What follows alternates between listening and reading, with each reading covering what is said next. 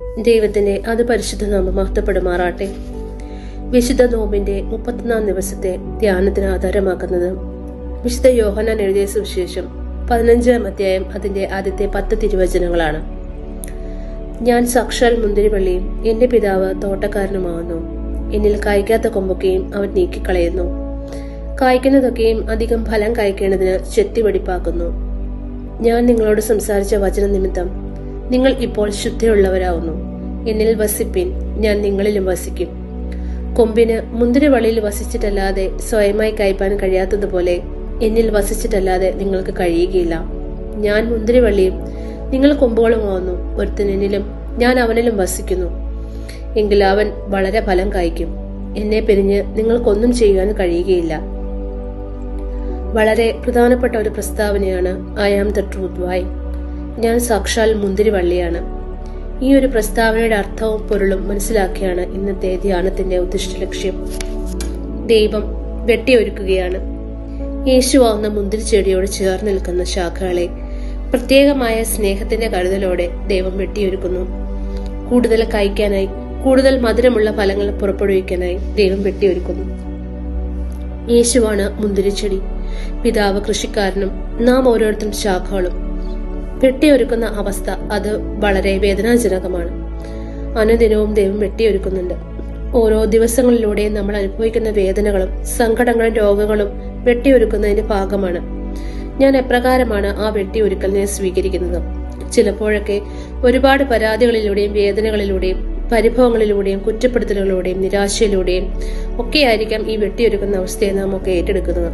പക്ഷെ ദൈവം ആഗ്രഹിക്കുന്നത് യേശുവിനോട് ചേർന്ന് നിന്നുകൊണ്ട് ആ വെട്ടിയൊരുക്കുന്ന വേദനയെ ഏറ്റെടുക്കാൻ വേണ്ടി തന്നെയാണ്. ദൈവം ഞാനാകുന്ന ശാഖയിൽ നിന്നും കുറെ കൂടി മനോഹരമുള്ള മധുരമുള്ള ഫലങ്ങൾ പ്രതീക്ഷിക്കുന്നുണ്ട്.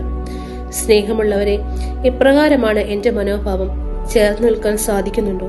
യേശുവിനോട് ചേർന്ന് നിന്ന് ആ വെട്ടിയൊരുക്കലിന്റെ സഹനങ്ങൾ ഏറ്റെടുക്കാൻ സാധിക്കുന്നുണ്ടോ? മുറിയപ്പെട്ട ശിഖരങ്ങളിൽ നിന്നാണ് നല്ല തളിരിലകൾ പൊട്ടിപ്പുറപ്പെടുക.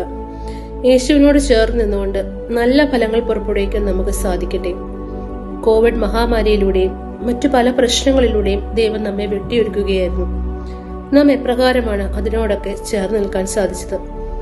പിറവിറക്കൽ ഇല്ലാതെ, സങ്കടങ്ങളില്ലാതെ, പരാതികളില്ലാതെ യേശുവാകുന്ന മുന്തിരിച്ചെടിയോട് ഇനിയെങ്കിലും നമുക്ക് ചേർന്ന് നിൽക്കാം. യേശു നൽകുന്ന സ്നേഹത്തിന്റെ തലോടലുകൾ, കരുതലിന്റെ വെട്ടിയൊരുക്കലുകളിലേക്ക് നമുക്കും ആത്മാർത്ഥമായി പ്രവേശിക്കാം.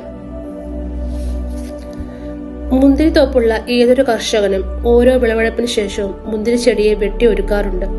വെട്ടിയൊരുക്കലിന്റെ വേദന തായ്തണ്ട് മാത്രം അനുഭവിക്കുന്ന ഒന്നല്ലല്ലോ, അത് മുന്തിരിച്ചെടിയെ ഒന്നായി വേദനിപ്പിക്കുന്ന യാഥാർത്ഥ്യമാണ്. പക്ഷെ ഫലം ചൂടണമെങ്കിൽ മുന്തിരിച്ചെടി വെട്ടിയൊരുക്കിയേ മതിയാവും.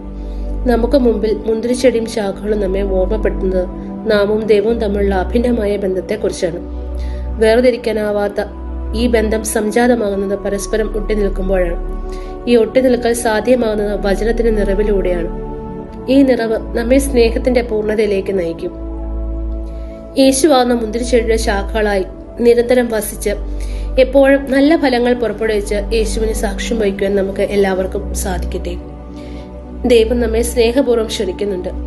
യേശുവിനോട് ചേർന്ന് നിൽക്കാൻ, യേശുവിനോട് ചേർന്ന് നിന്ന് നല്ല ഫലങ്ങൾ പുറപ്പെടുവിക്കാൻ ദൈവം ആഗ്രഹിക്കുന്നുണ്ട്. നമ്മുടെ അനുദിന ജീവിതത്തിലെ എല്ലാ സഹനങ്ങളും ദൈവം നൽകുന്ന വെട്ടിയൊരുക്കലുകളാണെന്ന് ആത്മാർത്ഥമായി ചിന്തിക്കേണ്ടതായിട്ടുണ്ട്. അതിനായി ദൈവം നമ്മെ ഓരോരുത്തരെയും സമൃദ്ധമായി അനുഗ്രഹിക്കട്ടെ. ആമേൻ.